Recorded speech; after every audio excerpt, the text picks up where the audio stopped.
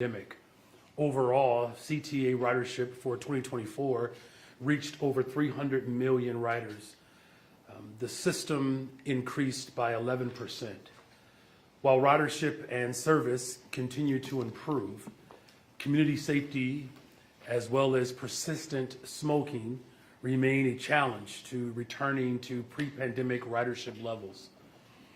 It is time to take the full force of government approach, the same approach that has led to the lowest homicides through the first 6 months of the year in more than a decade. It is time for that collaborative, cross-departmental, and holistic approach to tackle the smoking problem on trains and to bolster our community safety efforts.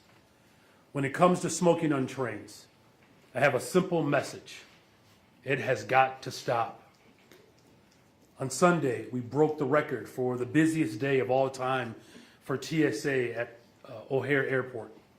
And many of those travelers will take the blue line into our beloved city.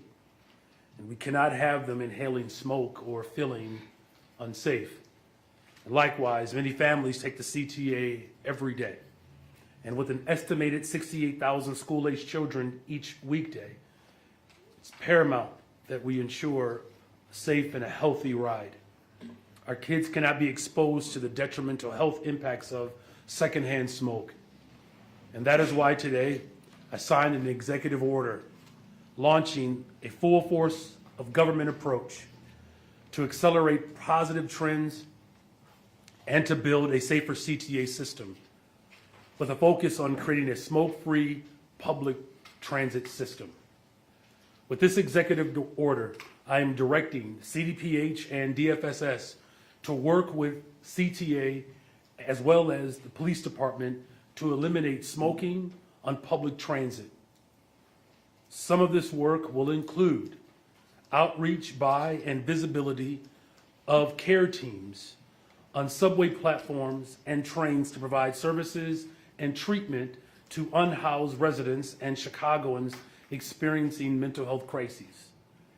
Public awareness and messaging campaigns to educate residents on the detrimental effects of smoking and particularly secondhand smoke, and an assessment of other resources that CDPH and DFSS could offer to discourage smoking on trains. I've charged our city departments and agencies with putting forth recommendations for the short-term, long-term interventions to increase public safety and end smoking on our transit system. The Mayor's Office of Community Safety will play a role in coordinating this cross-departmental collaboration to aid in our public safety efforts. And finally, my Office of the Intergovernmental Affairs, the entire team, will continue to work with the legislators in Springfield to fully fund public transportation in the city of Chicago and to ensure that riders will not be impacted by devastating cuts to services and personnel. As part of these efforts, we will work with legislators to ensure that there is adequate funding to improve public safety and end smoking on public transit. Everything from messaging campaigns to community events will be deployed to finally bring an end to smoking on trains. Everyone can play a role in this collective effort. As I've said, a full force of government approach to community safety citywide is resulting in historic declines in crime and violence. And we're confident that the full force of government approach will ensure a reliable, accessible, smoke-free, and safe public transit system. And yesterday, I had the opportunity to ride the newly renovated train at the 4 stations that we opened on the Red Line. That experience showed me firsthand the potential of our public transit system. It was clean, quiet, reliable, accessible, and fast. And now is the moment to move into a new era of public transit for Chicago. And I look forward to the continuous work that we will do citywide and statewide in our collective shared goals to maintain and improve our CTA system for riders and the workers who rely upon it. Thank you. All right. All right, we'll start with Taman, then I Monica, thought that we'll go was a back to good Marianne. speech. I was expecting an applause. It's a difficult crowd here. I don't clap. It's the wrong room here. Let me see here. All right, Taman. Mayor, good afternoon. Thank you for doing this. On Governor Pritzker's desk sits a Tier 2 Chicago Police and Fire pension bill. Basically would boost what they get for their pensions. Do you want the governor to sign that bill, and can the city afford to pay for it with it projected to cost taxpayers $60 million in a couple of years and $754 million in about 30 years? Well, first of all, let me just say the protections that we have to ensure that our workers are able to retire with dignity with a public pension that in many regards sustains communities. That's something that we have to hold to. And there's no secret that the liability, particularly the debt liability that the city has and that we're facing, has a lot to do with our pension debt, as well as, of course, police settlement.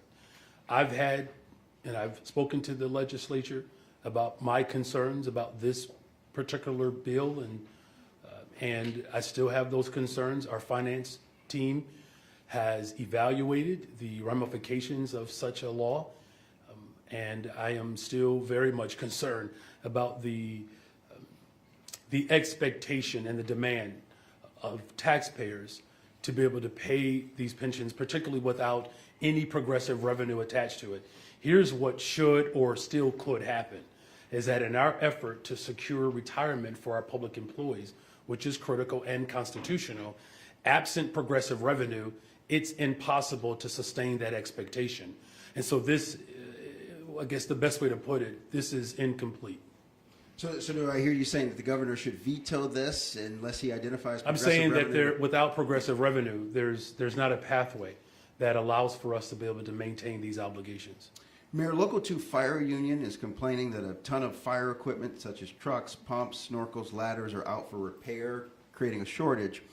They specifically cite a fire in the Austin neighborhood on June 26th where 4 people had to be carried out on their shoulders because they didn't have proper equipment. 4 people ended up dying in that fire. Are you aware of this issue, and what is the city doing to make sure CFD has the equipment they need? I am aware that the city of Chicago has many antiquated systems that we're working to modernize.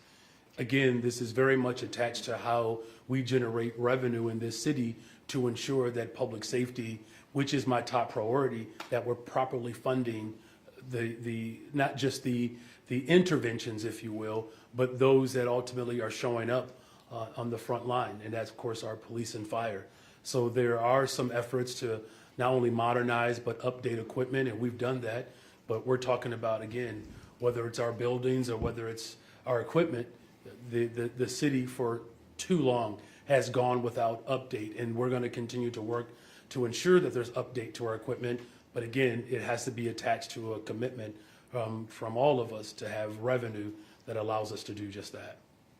Good afternoon. Good afternoon. A measure to compel the city to share CPD and ICE communications on June 4th was DMP'd in the last city council meeting. Alderman Andre Vasquez is asking you to release that data without an ordinance. Will you, and if so, when? Which data? Call logs between OAMC and ICE and CPD and ICE. Well, that information is already being made available. Here's what's important to me in this moment is that the city of Chicago is a welcoming city, and in no way or form will our local police department cooperate and work with ICE as enforcement of immigration policy.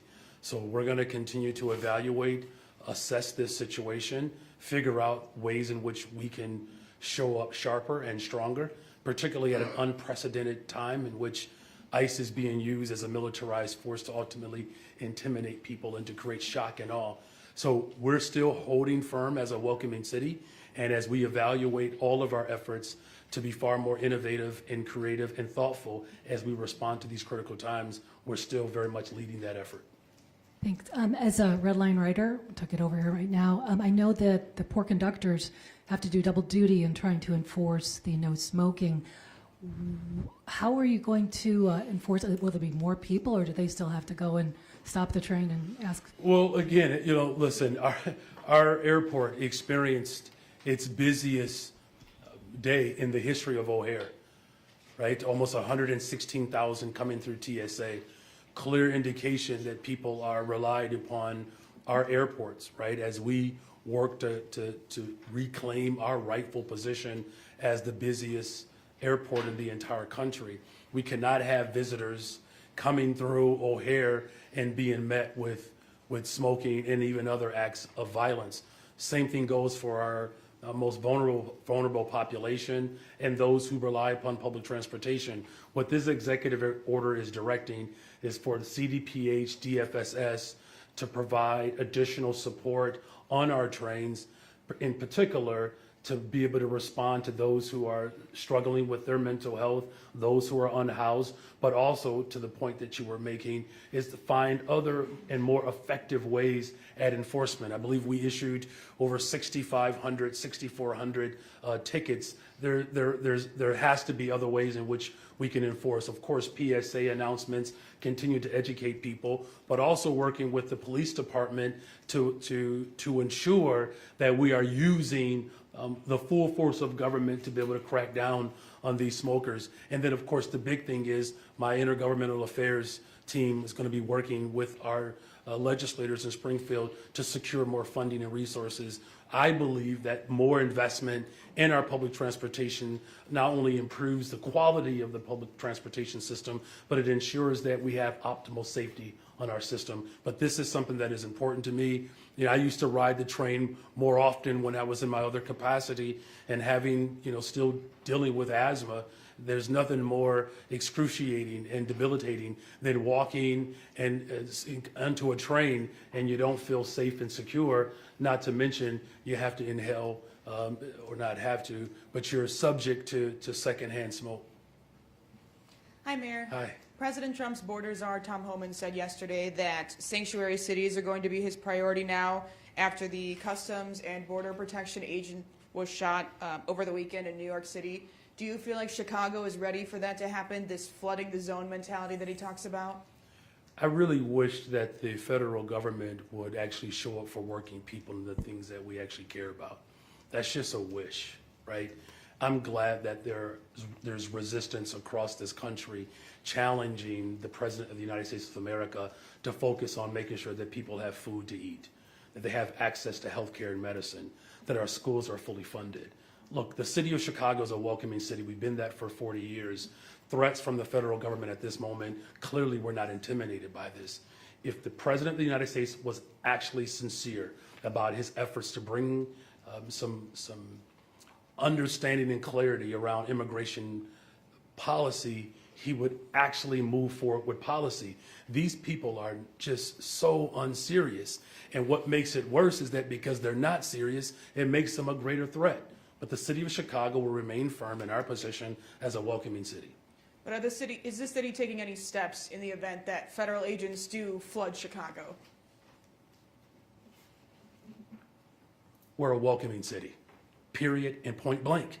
We're not going to be intimidated or buckle under some threat that's coming from an individual that can hardly tie his shoes and bend over. Not going to do it. Also, just one. Can we go to Okay. All right. Thanks. On the smoke, I just want to make sure I understand it. Are you saying that there will be social workers on platforms and on trains asking people not to smoke? And are they taken away from any other position? Are these new positions? How expensive is this? Well, this is a collective effort between CDPH as well as DFSS to ensure that we have paid mental health professionals to offer up additional support on our platform. So that's thing one. But it's also a collective effort to work with DFSS, the Chicago Police Department, as well as the Public Health Department, to find other ways, if any, to have stronger enforcement. As I said, there were 6,400 tickets that were issued. it hasn't proven to be as effective as we would like. So part of the effort is for not just to provide that additional support, but to have more of a collaborative approach to make sure that we're cracking down not just on smoking, but violence in general that is, making ridership as not as pleasant for those who rely upon public transportation. So has it gotten to the point of saying to somebody, you're banned? I mean, that's what some are saying. It's about time to just say, no longer. Look, that's come up, and look, we're exploring every single option because, look, I'm fed up with this. The fact that we have families who are using public transportation day in and day out. Our young people are about to return to school, and to have families on trains and buses and can't have a reasonable, sensible, comfortable ride because someone is smoking, right? This is unacceptable. As a city, we're better than this. And so there has to be a deeper level of accountability. And when it comes to the safety and the well-being of working families in this city, I'm going to do whatever is necessary to bring the full force of government to make sure that families and riders have a comfortable ride on our transportation system. Hey, Mayor. Hey. You talked about the full force of government here. Do you think police should use more arrests and citations to enforce this? And what else does enforcement look like? Yeah, it's a good question. As I said, we're issuing tickets. So I want to make it very clear. It's not like the police department is not citing these individuals. It's just it's proven to not be enough. And so that's why we're taking a more holistic approach. As I've said before, look, when it comes to public safety and community safety in Chicago, we have used the full force of government to drive violence down in the city of Chicago. It has proven to be effective. And so now we're taking that same apparatus, full force of government with all of our city departments and sister agencies to find more effective ways to address this problem. Because, look, I'm getting calls from individuals who want to use the transportation system more. They see the investments that we're making. They're experiencing, faster, more reliable. So we finally get people to get back on our public transportation system, and then they can't have a pleasant ride because someone wants to smoke.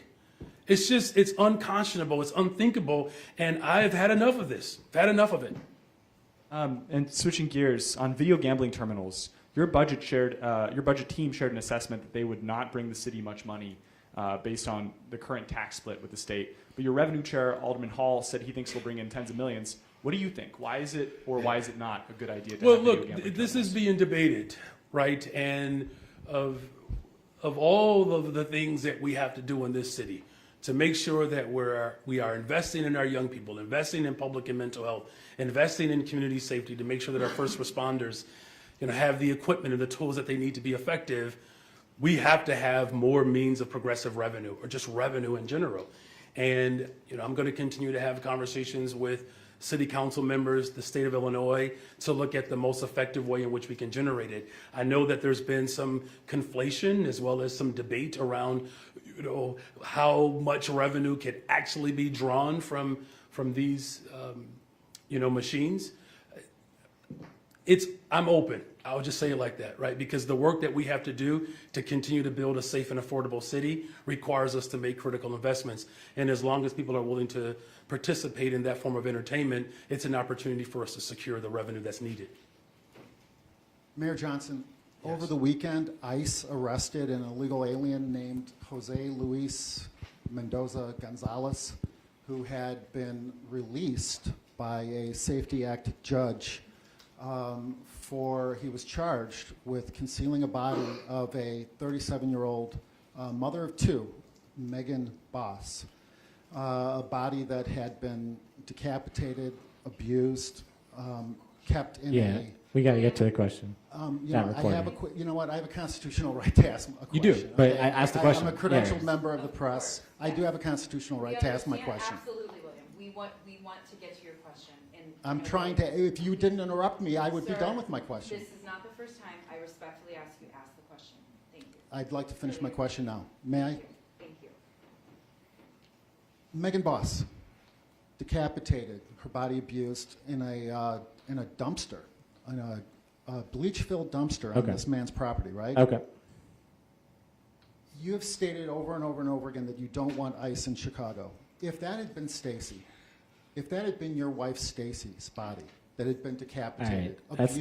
not an That is appropriate question. inappropriate, Yeah. William. Please move on. Please move on, sir. People of Chicago are asking me to ask you this very specific question. Had that been your wife, Stacy, would you want ICE to pick up this illegal alien? I'm not going to entertain your question. Yeah. You're a bananas. Can we go to Chris? Sirs. Cut it. Well, Yeah. okay. In fact, I actually believe that what you're saying is quite threatening.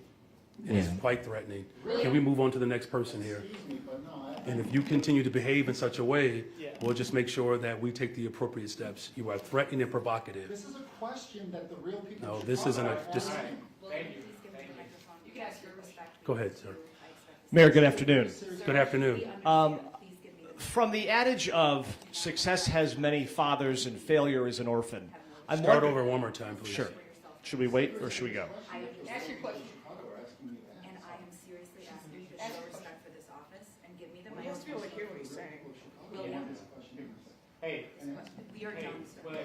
we gotta Please give me the move on. microphone. Thanks.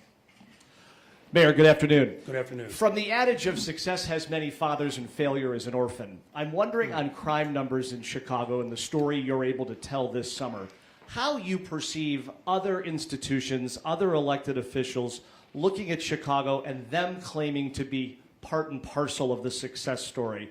Does that ever hit your ear as kind of like, well, where were you when we needed you? And how does that strike you today?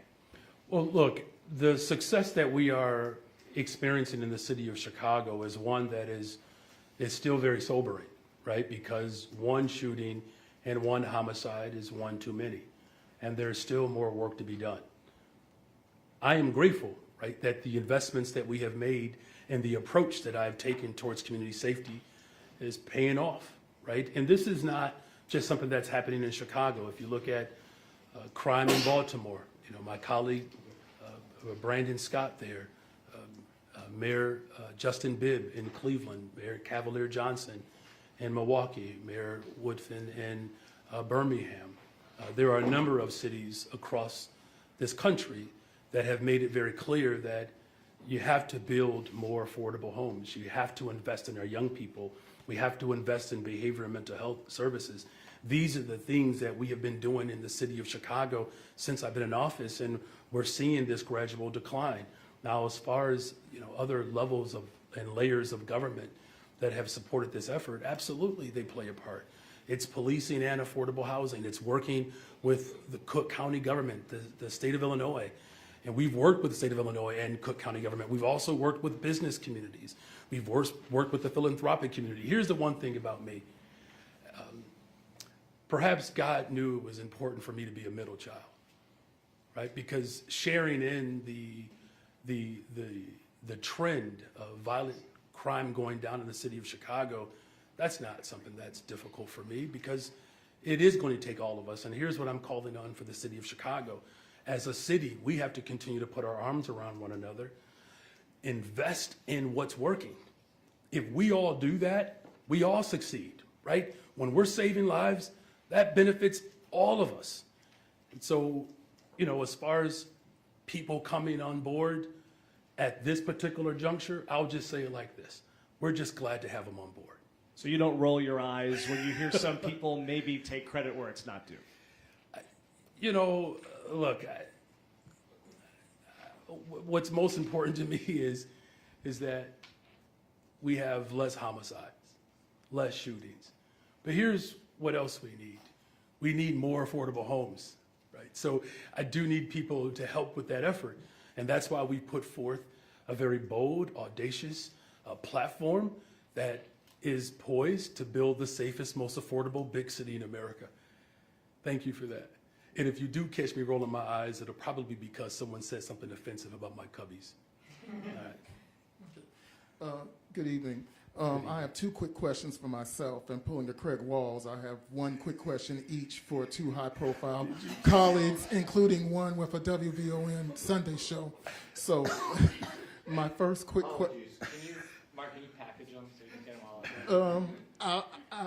I'll do the best I can because I don't have any follow-ups for the other two. I got it. So the first question is with the competition for the zoning committee chair, and this might be early in the game, Yeah. with the Latino caucus saying one of theirs deserves it because they first had it, and then the Black caucus saying they deserve it because they last had it, and Bennett Johnson, white and openly gay, saying that he's always wanted it from the time that Ramira Rosa stepped down. Even though this might be early in the game, who do you think you're kind of leaning toward Well, to fill that? Oh, look, it's an important committee, and I'm very proud that we have a very diverse body, and many, marginalized groups in this city have been left out of the opportunity for power. Here's what's going to happen. We'll have a full conversation about the best person who is positioned to ensure that we build the safest, most affordable big city in America. That truly is my focus, right? And I get there will be politics and different machinations and configurations of how, we should divide, if you will, the structure in our city. But I'm confident that we will settle on someone who reflects the values of our city, of working people, and one who is committed to making sure that there's more affordability in the city. Okay, in the street game life, the foundational street games, for lack of a better term, are kind of facing off with immigrant street gangs, saying that the immigrant street gangs are moving in on their territory and dogging out the Black community, although they did it first.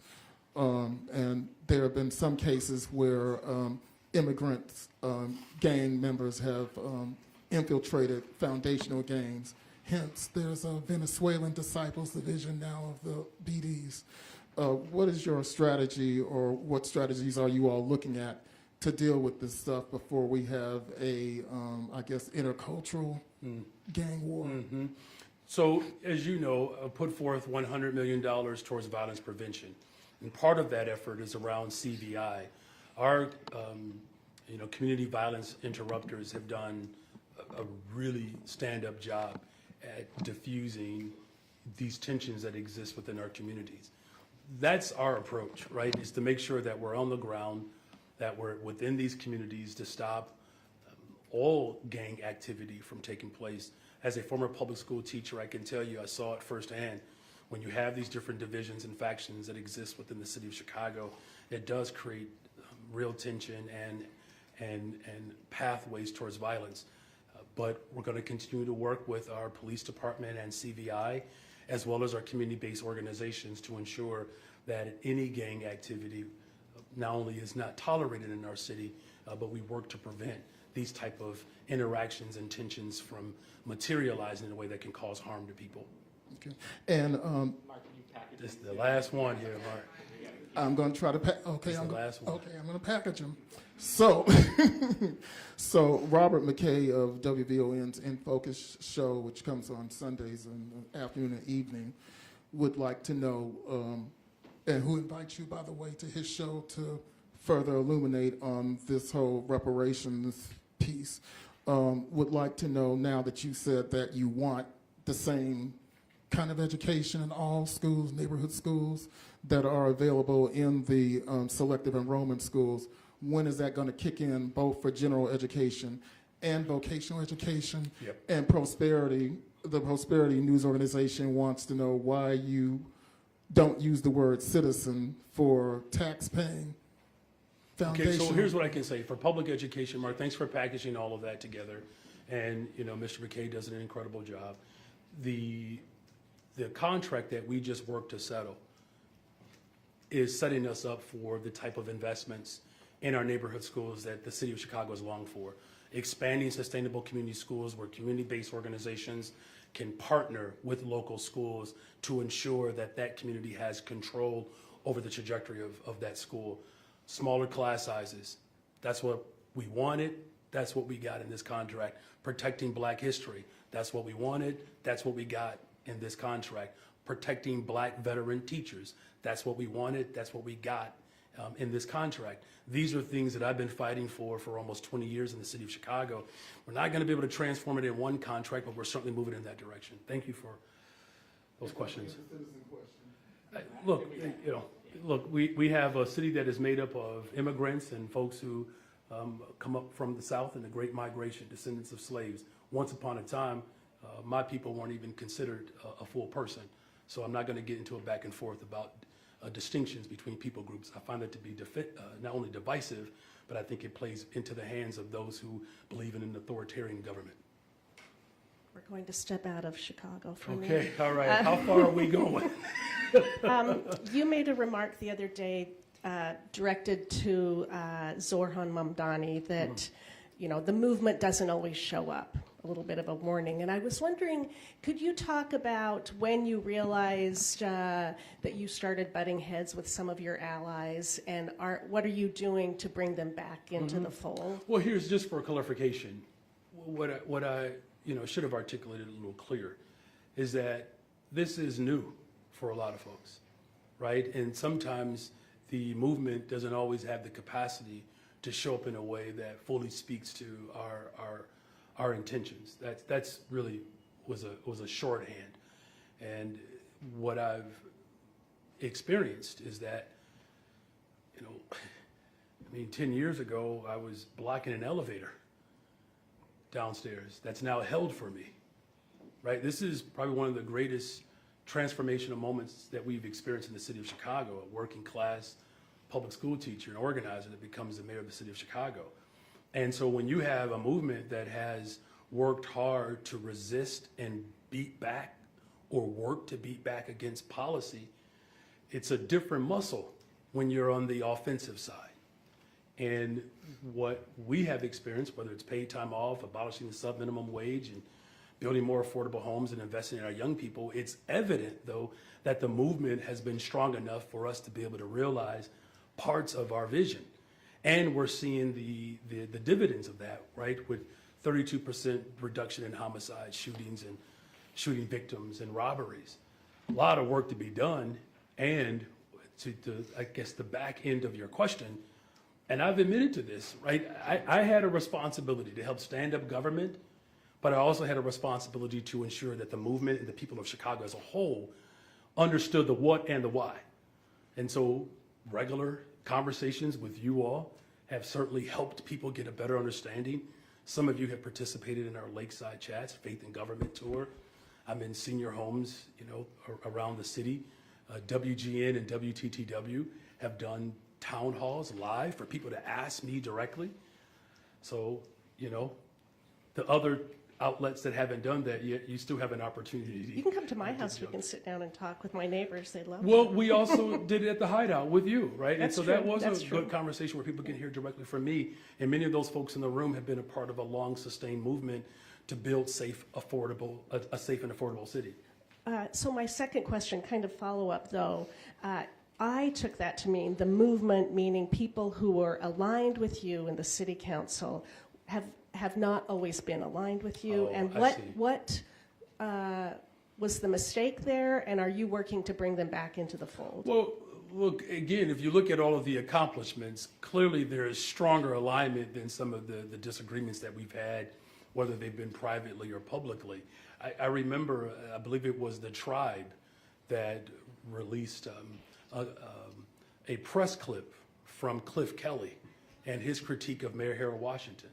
And in fact, I believe if you look at that clip that from Cliff Kelly, who I have a great deal of regard for, the former 20th Ward Alder, he said that Mayor Harold Washington wasn't listening to them and that he lacked political acumen. That's what Cliff Kelly said about Harold Washington, right? And so it's not uncommon for the progressive power to have, some level of tension. But that's what sharpens us. See, the difference is when the power structure that has enjoyed the fifth floor, the machine, think about the fact that we didn't have dissent. Parking meters, Skyway, massive school closings, public housing being shut out, the derelict of duty when it comes to pensions. So there was no dissent, and we've had turmoil. So this is the tension that's necessary. Iron sharpens iron, and clearly I'm much sharper today. Hello, Mayor. Hi. Have you ever smoked? No, just kidding. Here we go. No, by the way, no. So I get the whole of government approach that works well with policing, But what makes you think that this concept of having social workers go on trains and asking people who are smoking not to smoke is actually going to have any kind of impact? Because they really don't seem to care about the law anyways. And if somebody asked them nicely, hey, please don't smoke, why would they even listen to them? Yeah, so let me just offer some clarity. So this is not about just, mental health professionals and social workers walking around putting out cigarettes, right? There are other areas of concern that people have. Look, there's no secret that the unhoused have used the public transportation system as means of shelter. It's also about CTA, Chicago Police Department, coming together to look collectively at other strategies of enforcement.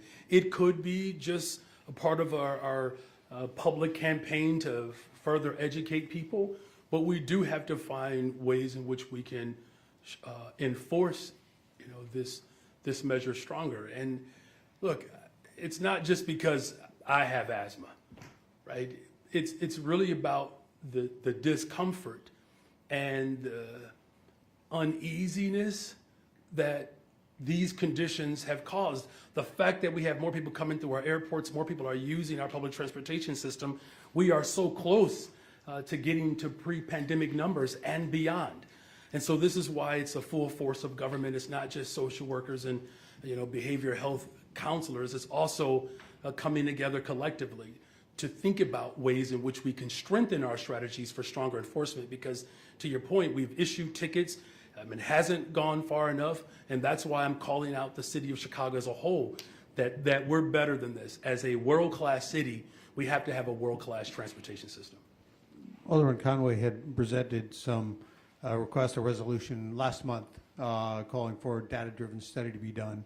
He said you did not consult with him at all with this strategy, and I'm just wondering. Which strategy? The resolution that Conway introduced back on, I think, June 24th, introduced a resolution that would call for a data-driven approach to looking at ways to reduce smoking on trains. I see.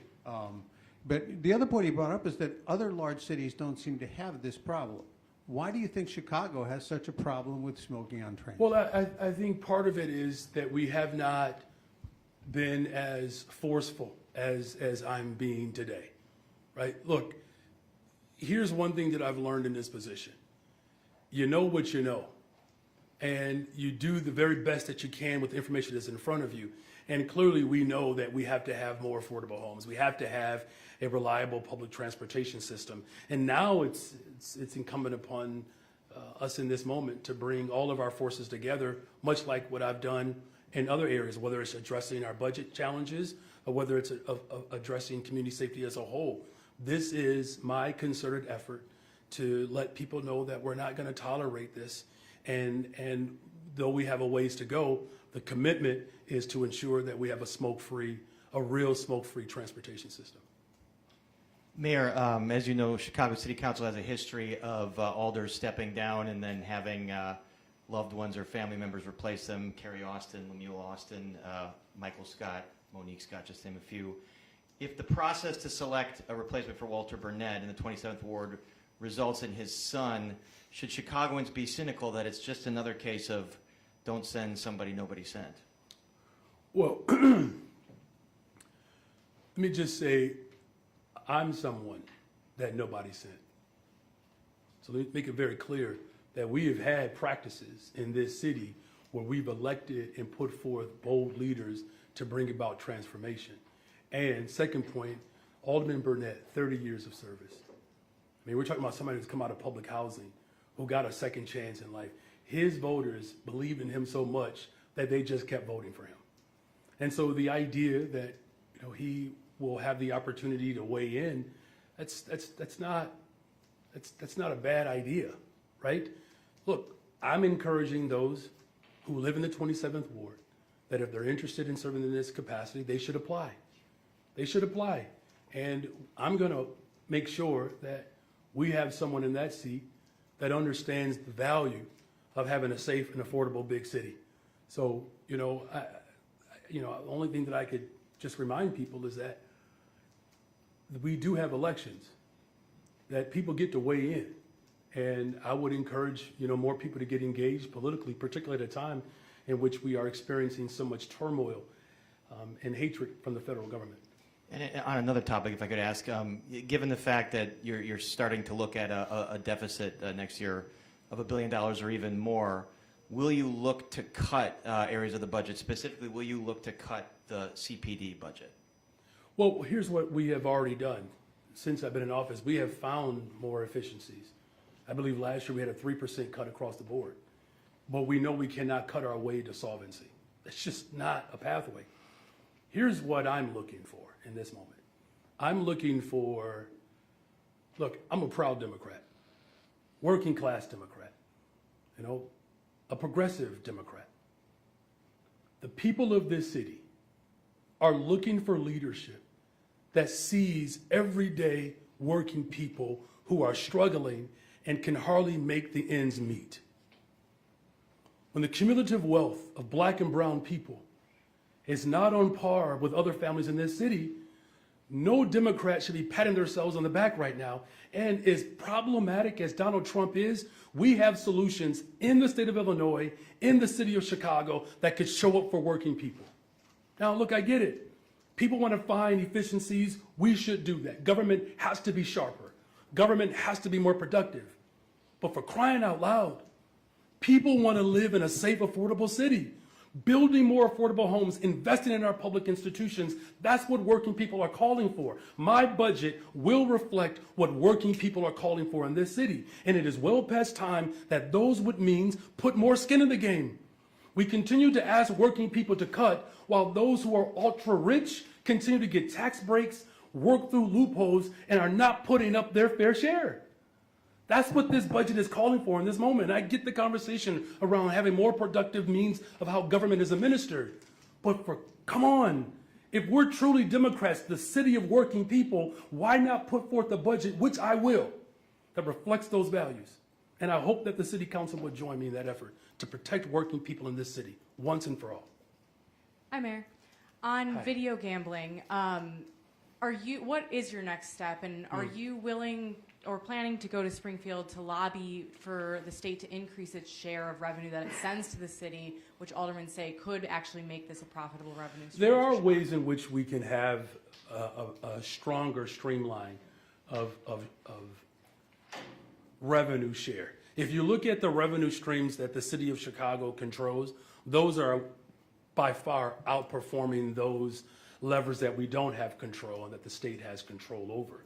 And so I'm willing to work with the General Assembly to ensure that there's an equitable distribution in the very economic engine of our state, the city of Chicago. On the topic of CTA, could you talk about what your administration is doing right now to avert the transit fiscal we've been working and potential widespread service cuts? That Yeah, come with no, thank you for that question. Look, from the very beginning, my administration has been working with Springfield to put forth a package that gives us our fair share, right? 80% of ridership right here in our region, right? So there has to be an equitable distribution of resources coming from the state of Illinois to make sure that we have an accessible, affordable, reliable, safe public transportation system. We are talking with the members of the House of Representatives, the sponsors, looking at ways in which the governance structure is fully reformed, but also ensuring that we have revenue packages that allow for us to be able to optimize our public transportation system. We have been rolling up our sleeves from the moment that we stepped into this office, and we're going to continue to work with all of our partners to ensure that our transportation system is equitably funded. Thank you. Hi, Mayor. Hi. In 2024, the city spent roughly $511 million on overtime. Approximately $274 million of that went to the Chicago Police Department, which was about 6.5% less than last year. Is that good enough progress for you in reining in overtime spending, something that you have said you wanted to do since God was a child, perhaps?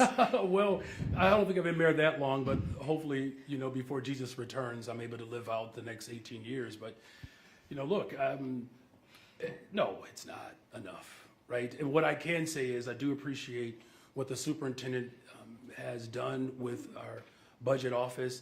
We've reduced the number of hours, but obviously with pay increases and the normal cost of living, that's why that number has not been as pronounced and as realized. And so we're going to continue to do the necessary work to cut the cost of overtime, particularly with some of the large-scale events that we're having. We're not getting the full reimbursement of services. And, you know, the city of Chicago has been a very generous city when it comes to attracting these large-scale events and the city covering these costs. But clearly that's not sustainable. 6% is a recognition that we're improving, but we certainly have a little ways to go. 5 months ago, you formed a task force to come up with solutions to way to rid the Chicago Police Department of officers with ties to extremist groups like the Oath Keepers and the Proud Boys. Has that task force made any recommendations to you or made any progress in tackling that issue? Yeah, so yesterday just had a sit down with all of the different departments that are going to play a part in that, not just the Chicago Police Department, but our Human Resource Office, as well as working with our government entities, right, that are ultimately responsible for the care of our city's public safety apparatus. And there are some recommendations that are coming through. In due time, we're going to release some of those recommendations. It's without getting too much into the weeds, you know, there's behavior that we are monitoring, and not just, you know, the affiliation worry that people have. And that's what we're paying attention to, because look, you may not be a part of an official group that has been known to be extreme, but your behavior could still be biased or racist. And we're working to root that out across our systems. Yep. All right, is that everybody? Okay, phew. Y'all need to applause for that, at least that we finished right now. Thank you all.